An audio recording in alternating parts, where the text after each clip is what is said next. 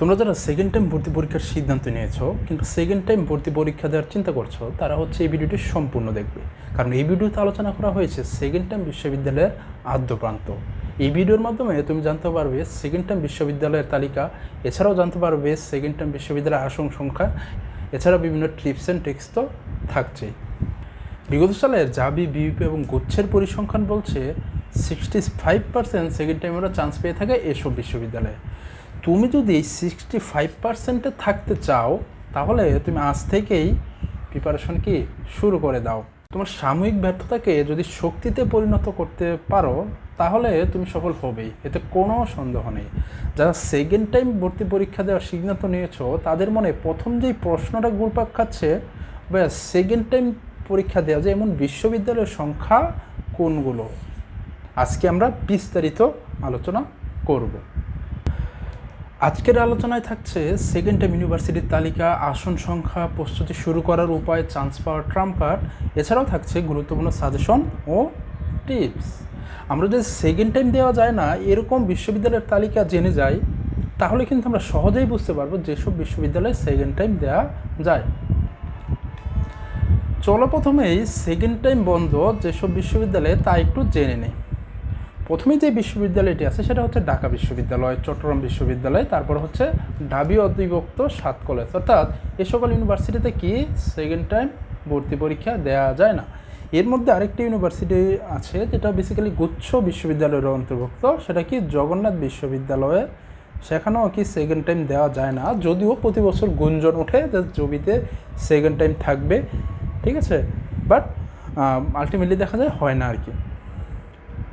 এবার আসো second time আছে এমন বিশ্ববিদ্যালয়ের তালিকাগুলো পর্যায়ক্রমে জেনে নিই।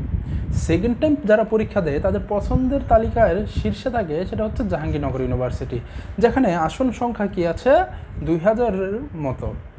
এরপরে যে ইউনিভার্সিটি সেটা হচ্ছে বাংলাদেশ ইউনিভার্সিটি অফ প্রফেশনালস, সেখানে মোট আসন সংখ্যা প্রায় 1250টি। এছাড়াও আছে রাজশাহী বিশ্ববিদ্যালয়, যদি এই বছর রাজশাহী ইউনিভার্সিটিতে সেকেন্ড টাইম ছিল, তো আশা করছি যে আগামী বছরও থাকবে। এবার আসলে জেনে নেই গুচ্ছ বিশ্ববিদ্যালয় যেখানে সেকেন্ড টাইম রয়েছে। এর মধ্যে রয়েছে খুলনা বিশ্ববিদ্যালয়, ইসলামী বিশ্ববিদ্যালয়, কুমিল্লা বিশ্ববিদ্যালয়, শাহজালাল বিজ্ঞান ও প্রযুক্তি বিশ্ববিদ্যালয়, জাতীয় কবি কাজী নজরুল ইসলাম বিশ্ববিদ্যালয়, বেগম রোকেয়া বিশ্ববিদ্যালয়, বরিশাল বিশ্ববিদ্যালয়। তো তোমরা যদি একটু দেখো, দেখা যাচ্ছে মানে গুটিকতক ইউনিভার্সিটি বাদে ভালো ভালো যে ইউনিভার্সিটিগুলো আছে অধিকাংশতেই কিন্তু সেকেন্ড টাইম আছে। তো তোমরা যারা হচ্ছে ইনডিসিশনে ভুগছো সেকেন্ড টাইম দিবে কি দিবে না, তারা কিন্তু আই থিঙ্ক এই ভিডিওটা দেখার পরে তোমাদের ইনডিসিশনটা হচ্ছে ডিসিশনে রূপান্তরিত হবে।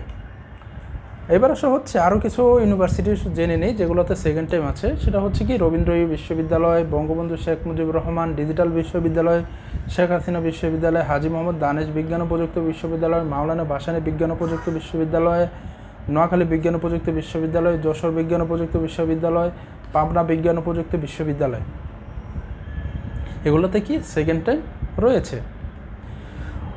এছাড়াও আছে বঙ্গবন্ধু শেখ মুজিবুর রহমান বিজ্ঞান ও প্রযুক্তি বিশ্ববিদ্যালয়, রাঙামাটি বিজ্ঞান ও প্রযুক্তি বিশ্ববিদ্যালয়, বঙ্গবন্ধু শেখ ফজিলাতুন্নেসা মুজিব বিজ্ঞান ও প্রযুক্তি বিশ্ববিদ্যালয়, পটুয়াখালী বিজ্ঞান ও প্রযুক্তি বিশ্ববিদ্যালয়। এছাড়াও রয়েছে বঙ্গবন্ধু শেখ মুজিবুর রহমান মেরিটাইম বিশ্ববিদ্যালয়, military institute of science technology mist, ঠিক আছে। তো এগুলো তোমার সেকেন্ড টাইমের অন্তর্ভুক্ত। মোটামুটি অনেকগুলো ইউনিভার্সিটি কিন্তু রয়েছে যেগুলোতে সেকেন্ড টাইম ভর্তি পরীক্ষা দেয়া যাবে। এবার আসা হচ্ছে সেকেন্ড টাইম রয়েছে এমন বিভিন্ন কলেজ ও ইনস্টিটিউট সম্পর্কে আমরা একটু জেনে নিই। এর মধ্যে রয়েছে veterinary college, textile college, Bangladesh marine academy, Rajshahi institute of bio science, Sylhet engineering college, Barendra institute of bio science, জাতীয় বিশ্ববিদ্যালয়, মেডিকেল কলেজ, কৃষি গুচ্ছ বিশ্ববিদ্যালয়। এবং কৃষি গুচ্ছ বিশ্ববিদ্যালয়ের আন্ডারেও অনেকগুলো ইউনিভার্সিটি রয়েছে। এখন আসো আমরা একটা ব্যাপার জেনে নেই, যেটা হচ্ছে তোমরা যারা সেকেন্ড টাইম প্রস্তুতি নেওয়ার চিন্তা ভাবনা করছো, ঠিক আছে, তাদের মানে সবচেয়ে বেশি যে সমস্যাটা ফেস করতে হবে সেগুলো আমরা একটু দেখি। দেখো, তোমাদের মধ্যে যে ভাবনাটা চলে আসবে যে এমনিতেই প্রথমবার আসেনি, আমি যদি সেকেন্ড টাইম হবে তো, ঠিক আছে, এরকম কিন্তু ভাবনা চলে আসবে। তারপরে হচ্ছে সবসময় একটা হতাশা কাজ করবে। অনেক সময় এমন ভাবনা হবে যে আমাকে দিয়ে হবে না, আমি হয়তো পারবো না। পরিবার, বন্ধু, প্রতিবেশী খুব কম সংখ্যক মানুষই আছে তোমার পাশে পাবে, বাট এগুলো নিয়ে আসলে তোমাকে মানে মন খারাপ করলে হবে না, তোমাকে একটু কনফিডেন্স নিজের মধ্যেই কি বুস্ট করতে হবে, ঠিক আছে? বেসিক্যালি আত্মীয় স্বজনরা তোমার হচ্ছে দুঃসময়ে কেউ পাশে থাকবে না, এটাই স্বাভাবিক, কিন্তু তুমি যখন চান্স পেয়ে যাবে তখন দেখবে হচ্ছে অনেকেই তোমার কি ক্রেডিট নেওয়ার চেষ্টা করবে। তখন দেখবে হচ্ছে তোমার কোন খালাতো ভাইয়ের, চাচাতো বোনের, মামাতো বোন, সেও কি তোমার পরিচয় দিচ্ছে। বাট এই সময়টা তোমার হচ্ছে সাপোর্ট প্রয়োজন, তখন হচ্ছে খুব কম সংখ্যক মানুষকেই কি তুমি পাশে পাবে। বাট এটা নিয়ে কিন্তু মন খারাপ করার সুযোগ নেই, তুমি হচ্ছে তোমার জায়গা থেকে সর্বত্র প্রিপারেশনটাই নেবে, ঠিক আছে? আবার অনেক সময় তোমার কি মনে হবে যে আমি কি সিদ্ধান্তটি ভুল নিলাম, এরকম কিন্তু তোমার মনের মধ্যে আসতে পারে। বাট এগুলো কি কোনোভাবেই কি আসা যাবে না। এমতো অবস্থায় তুমি হচ্ছে প্রস্তুতিটা আসলে কীভাবে নেবে? দেখো, প্রথমেই তোমার যে কাজটা করতে হবে সেটা হচ্ছে বিগত সালের প্রশ্ন একটু অ্যানালাইসিস করতে হবে।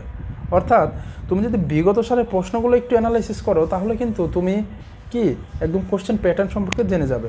এই জায়গাতে কিন্তু তোমরা একটু এক্সট্রা বেনিফিট পাবে, সেটা কি তোমরা কিন্তু অলরেডি প্রথমবার বিভিন্ন ইউনিভার্সিটিতে পরীক্ষা দিয়েছো, দ্যাট মিনস তুমি কিন্তু সেই ইউনিভার্সিটির প্যাটার্ন সম্পর্কে কিন্তু অলরেডি জানো। অর্থাৎ তোমাকে নতুন করে কিন্তু জানতে হবে না। সো ওই ইউনিভার্সিটি পরীক্ষা দিতে গিয়ে কী ধরনের প্রেশার নিতে হয়, কী ধরনের মানসিক প্রেশার নিতে হয়, কী ধরনের প্রস্তুতি ফেস করতে হয়, এই সব কিছুই কিন্তু তুমি জানতে পারবে। এরপর আসো, তোমাকে কি একটা রুটিনের মধ্যে আসতে হবে। অর্থাৎ তুমি হচ্ছে একটা রুটিন তৈরি করবে এবং সেই রুটিন অনুযায়ী কি প্রতিদিন পড়াশোনা করবে। আই থিঙ্ক তোমার কি বেটার আউটকাম তুমি পাবে। আমি কিন্তু রুটিন অনুযায়ী, আমি যখন ভর্তি প্রস্তুতি নেই তখন কিন্তু একটা নিজের রুটিন তৈরি করেছিলাম, সেই অনুযায়ী কিন্তু নিয়মিত ফলো করার চেষ্টা করতাম। সো তোমরা হচ্ছে চাইলে এটা করতে পারো। আর যদি তোমাদের এই রুটিন প্রয়োজন হয় সেটা তুমি অবশ্যই কি কমেন্টে জানাবে, আমি তোমাদের রেসপন্সের উপর ভিত্তি করে আমি হচ্ছে প্রয়োজনে একটি রুটিন বানিয়ে দেবো। বাট সবচেয়ে বেস্ট হচ্ছে তোমার নিজের রুটিন তুমি নিজে বানাও, কারণ তোমার কোথায় সমস্যা বা তোমার কোথায় স্ট্রেংথ, এই ব্যাপারগুলো কিন্তু তুমি নিজেই জানো, ঠিক আছে? আর একটা ব্যাপার, সেটা হচ্ছে সবচাইতে বেশি ইম্পর্টেন্ট, যেটা হচ্ছে তুমি কোন জায়গায় দুর্বল সেটা কিন্তু তোমাকে নিজে আইডেন্টিফাই করতে হবে। তুমি যদি দুর্বল জায়গাগুলো আইডেন্টিফাই বা দুর্বল কোন টপিকে দুর্বল সেগুলো যদি আইডেন্টিফাই করতে পারো, তোমার প্রিপারেশনটা কিন্তু অনেকটাই কি গোছানো হয়ে যাবে।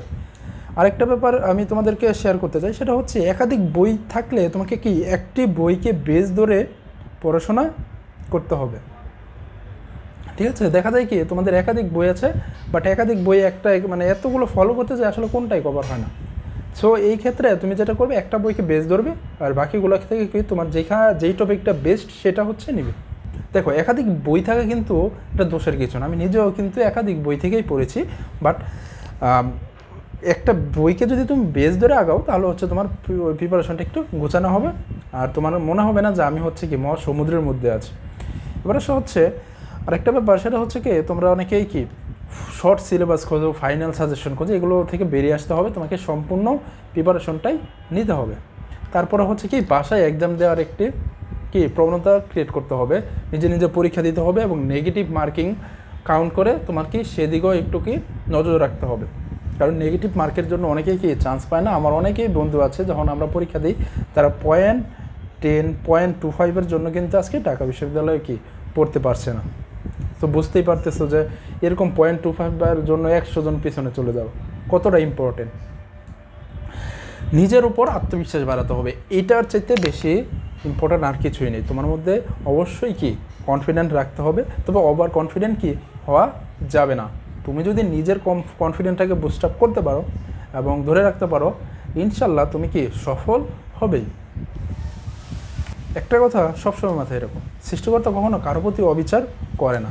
তিনি হয়তো কাউকে আগে দেন কিংবা পরে দেন, কিন্তু কখনো খালি হাতে ফিরিয়ে দেন না। আমি সবসময় একটা কথা বলি, চেষ্টা করে বিফল হও, কিন্তু বিফল হওয়ার বয়ে চেষ্টা ছেড়ে দিও না। অর্থাৎ তুমি যদি যুদ্ধক্ষেত্রে নামার আগেই ভয় পেয়ে যাও তাহলে কিন্তু তুমি আলটিমেটলি হেরেই গেলে। কিন্তু তুমি যদি চেষ্টা করো, তুমি তোমার সর্বোচ্চটা দাও এবং আলটিমেটলি তোমার যদি রেজাল্ট নাও আসে, তোমার কিন্তু তখন আর কোনো আফসোস থাকবে না। কিন্তু তুমি যদি মনে করো যুদ্ধ ফিল্ডে নামার আগেই না ভাই আমি এইখানে সম্ভব না, আমি পারবো না, তাহলে কিন্তু অলরেডি তুমি কি সারেন্ডার করে ফেলেছো। তাই দ্যাটস ওয়াই আমি অলওয়েজ আমার যারা স্টুডেন্ট আছে আমি তাদেরকে অলওয়েজ বলি, ভাই একটু চেষ্টা করো, চেষ্টা করে বিফল হও, কিন্তু বিফল হওয়ার ভয়ে কিন্তু চেষ্টা ছেড়ে দিও না। কারণ তুমি যেটাকে ভয় পাচ্ছ, আরেকজন কিন্তু সেই ভয়টাকে জয় করেই কিন্তু আলটিমেটলি উইনার হচ্ছে। সাকসেস হওয়া এতটা সহজ নয়। তোমরা যেই ধাপে আছো সেটা হচ্ছে সাকসেস হওয়ার একটি প্রাথমিক ধাপ। তোমার জীবনে এখনও অনেক সময় বাকি আছে, যেটা হচ্ছে কি পাড়ি দিতে হবে। আর আজকে এখন যেই প্রিপারেশন বা প্রস্তুতিটা নিচ্ছ সেটা হচ্ছে তার একটি স্টেপ, এবং এই প্রস্তুতি নেওয়ার মাধ্যমে হয়তো তুমি একটা তোমার প্ল্যাটফর্ম ক্রিয়েট করতে পারবে, যেখান থেকে তুমি তোমার পরবর্তী ধাপ অতিক্রম করবে। যাই হোক, অনেক কথাই বলে ফেললাম। এছাড়াও যদি তোমাদের কোনো সাজেশন থাকে, কোনো টিপস থাকে, অথবা যদি কোনো ধরনের সাজেশন নিতে চাও বা কোনো ধরনের স্পেশাল কন্টেন্ট চাও, সেক্ষেত্রে তোমরা চাইলে কমেন্টে জানাতে পারো। এছাড়াও কি তোমাদের যদি কোনো কোয়েরি থাকে, সেক্ষেত্রে কিন্তু আমাকে কমেন্টে অথবা কি ফোনেও যোগাযোগ করতে পারো। সেক্ষেত্রে কিন্তু নিচে আমি নাম্বার দেয়া আছে। আশা করি ভিডিওটি সবার ভালো লেগেছে, আর ভালো লাগলে অবশ্যই কি সাবস্ক্রাইব করতে ভুলবে না। ঠিক আছে? আসসালামু আলাইকুম ওয়া রাহমাতুল্লাহ।